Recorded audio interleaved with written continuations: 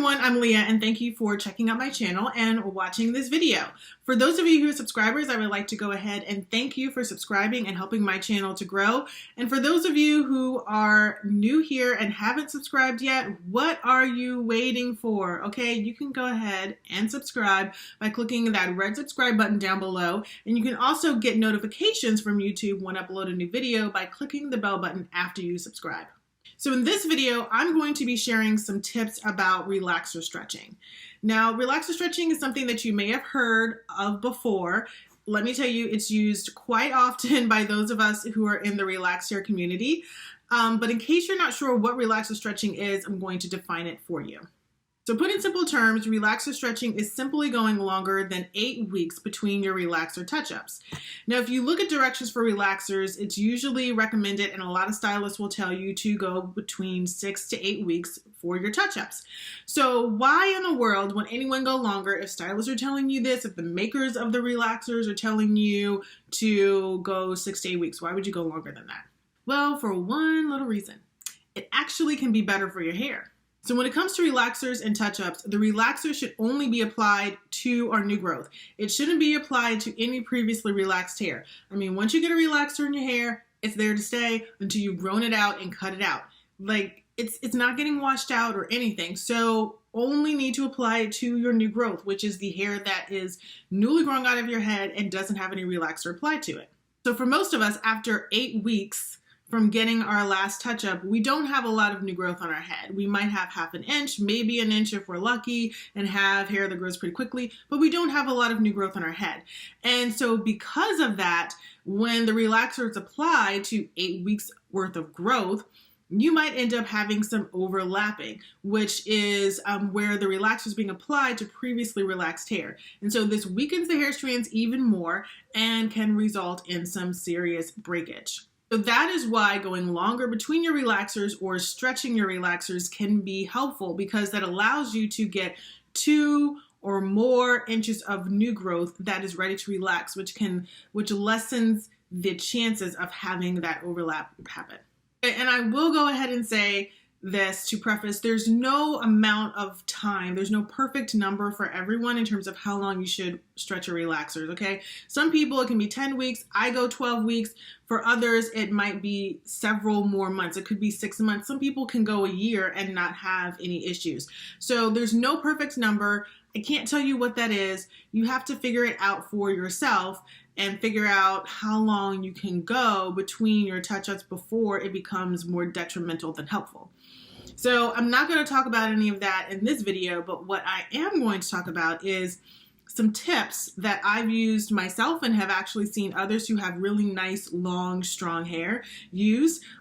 So if you find yourself having to stretch a relaxer for longer, whether it's by choice, you want to just do it because you think it'll help your hair be healthier, or if you find yourself having to do it because of circumstances outside of your control, I want to give you some tips that can help.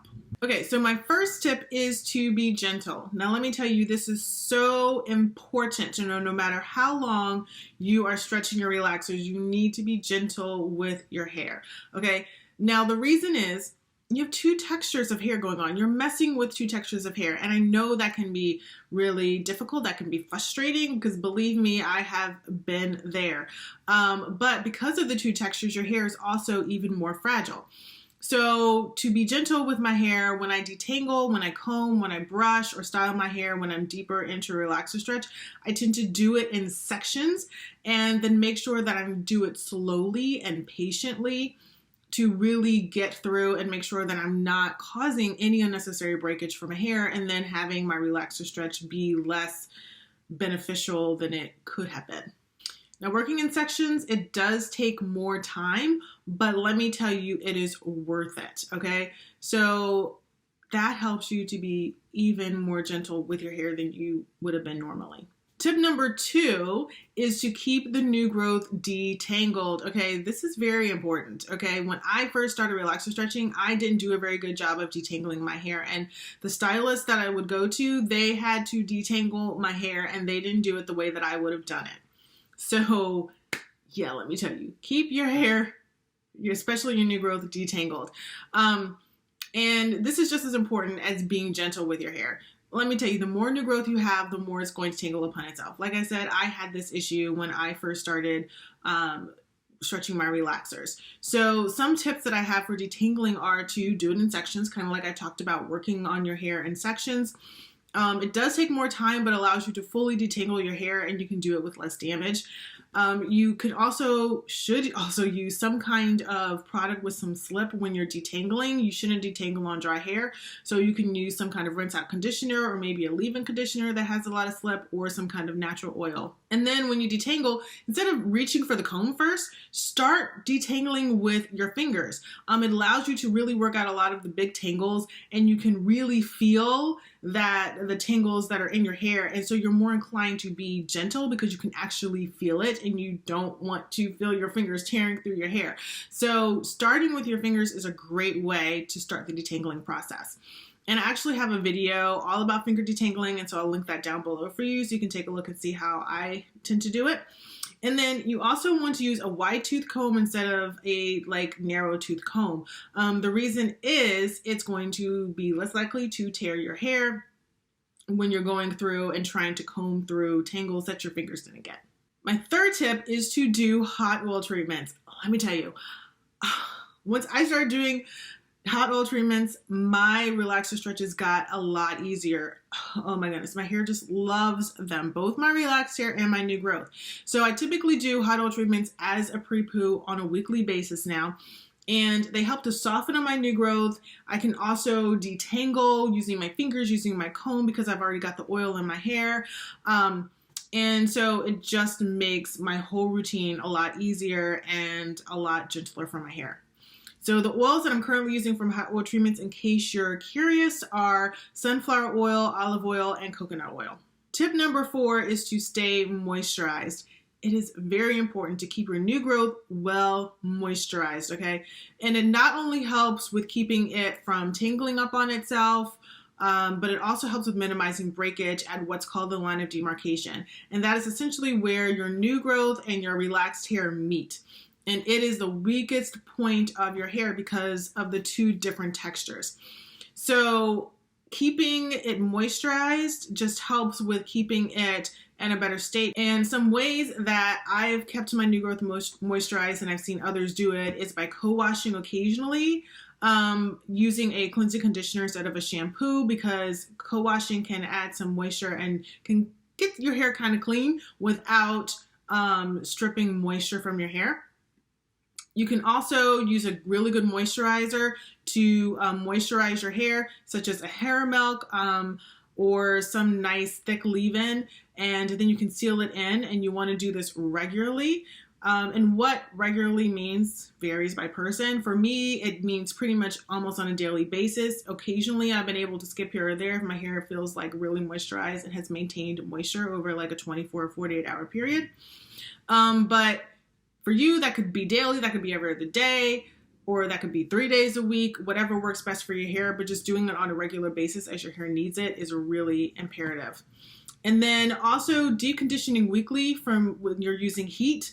You can get that heat from a bonnet dryer or a heating cap. That really helps to add some moisture and hydration to your hair. All right, tip number 5 is to stick with products that your hair likes. Yeah, I actually said it. Now, there may be a temptation to try out some new hair products, especially if you have some that have been lying around for what seem like months, because I know that I do, but let me tell you, from experience, don't do it. If you have products that your hair likes, your new growth and your relaxed hair, just use them and stick to it. That will save you so many hours of pain and suffering. Let's just put it that way, okay? I mean, if your hair responds positively to some of these products, just stick with them. It's going to be better for your hair, as you won't need to deal with any of the unknowns that these new products can bring, such as dryness or breakage or tangling, like matting. Just you can avoid it. Just stick with what works. And if you're in a situation where you won't be able to visit your stylist anytime soon, like you don't know when your stretch is going to end because of some unforeseen circumstances, then let me tell you, it's best to stick with what works, because you won't be able to go to your stylist and have her fix the mess that you done created in your hair. Tip number 6, wear low maintenance styles. So these are styles such as buns, flat twists, French braids, and ponytails that require you to do very little manipulation with your hair.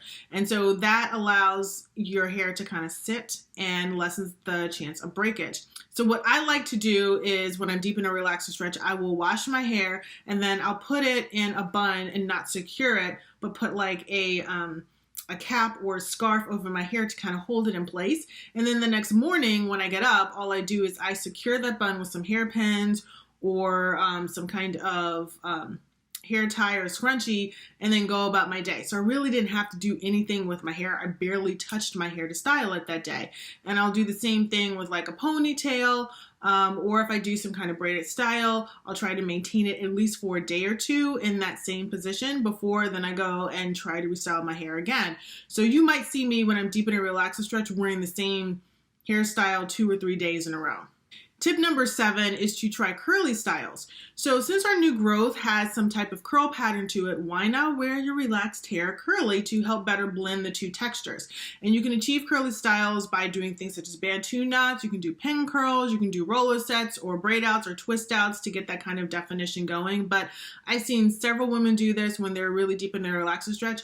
I've actually done it in the past. I don't do it so much anymore. Why, I don't know, but I just don't. But it's a great way to like just let your hair be. Minimal styling is needed after you initially get that curl pattern. You just have to kind of maintain it by like pineappling or whatever it is you might need to do. And then your hair is good to go. So tip number 8 is to keep your new growth stretched, and doing this has a few different benefits. One is that it helps with detangling your new growth every time you wash your hair, or every time you need to do a detangling session. It also helps keep your new growth detangled better over time in between your washes because you're able to actually get like a comb and your fingers through your hair more easily. And another benefit that I found for me personally is that I'm able to keep my new growth more moisturized when it's straighter, just because the natural oils from my scalp and then also anything I put on my hair is just able to better penetrate and slide down my hair strands because it's all straight. So how do you keep your new growth stretched? For me, I've started doing roller sets, which stretches out my new growth right after it's been washed. I actually did a roller set last night, and I forget how many weeks post am I? I think I'm like, I don't know, I'm not that much. I think I'm like 8 weeks post. So this is me at 8 weeks. And other things that can be done, which are things that I've actually done myself in the past, is that you can use heat styling tools to get your new growth in a stretched state. You can blow dry your hair by using a blow dryer with a comb attachment and using a paddle brush to really get those roots straight. I would say if you're going to do that, you might not necessarily need to use high heat. You can use like medium or low heat for that so there's less damage to your hair. You can also flat iron your new growth. I did this once a week when I would get a few weeks away from needing a touch-up back in the day when I first started my relaxer hair journey. It would definitely make it very easy for me to get my new growth detangled and to keep it detangled up until I was going to the salon. So now that I've gotten though better keeping my new growth detangled, I don't do this anymore. I haven't used a flat iron in like, I don't know for how long, but it's definitely an option if you are at a point where other things are not working for you. I will say though, if you opt to use a heat styling tool during your relaxer stretch, make sure you use a heat protectant to help protect your hair from serious heat damage. One thing that I forgot to mention is that when I would flat iron my new growth, I would only flat iron my new growth pretty much up until like right where it was going to meet my relaxed hair. I usually would not flat iron my relaxed hair. I would just flat iron my new growth and I would use a pretty low heat. And it was really just to kind of get it to smooth out and not get it straight. The reason I did that, I was trying to lessen the amount of damage that I could be causing to my hair by using that heat styling tool. Okay, and my last tip, which is tip number 9, is to wear long-term protective styles. Now, I talked about short-term, but there are also long-term protective styles. And these are ones that protect pretty much all of your hair because it's totally tucked away and you don't have to touch your hair at all, except to clean it. Because you definitely need to clean it if you're wearing long-term protective styles, let me just tell you.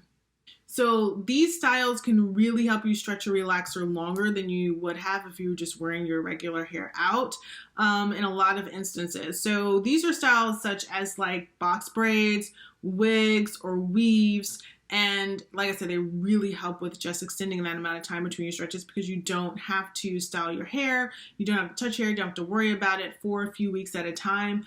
But just make sure that you follow your stylist instructions in terms of when that style needs to be refreshed and redone, and how you should be caring for your hair when it's in that style. Okay, so that's all I have. Those are the 9 tips that I have. Hopefully you'll be able to use some, maybe all of these tips for yourself and stretch your relaxers for as long as it's beneficial. Now, like I said before, the length of time that you stretch, there's no magic number. It depends and it varies head by head, okay? So what I do, how long I stretch might not necessarily be how long you can or you should even be stretching your hair. You might have to go 10 weeks. You might be able to go 6 months. I don't know that. I can't answer that question, but that's something that you can work on and try to see what works best for your hair. So if you have any tips for stretching your relaxers, I would like to hear about them. Go ahead and put them in the comments down below. And if you have any experiences with relaxer stretching, some of the good, some of the bad, I really want to hear more of the good than the bad, but you know, I'll take whatever you want to give me. You can leave that in the comments down below. And as I also said at the beginning of the video, if you have not subscribed to my channel, you can go ahead and do it by hitting the red subscribe button down below. And don't forget, if you'd like to get notified when new videos are uploaded, you can hit the bell button and YouTube will let you know. Thanks for watching, and I'll see you in my next video.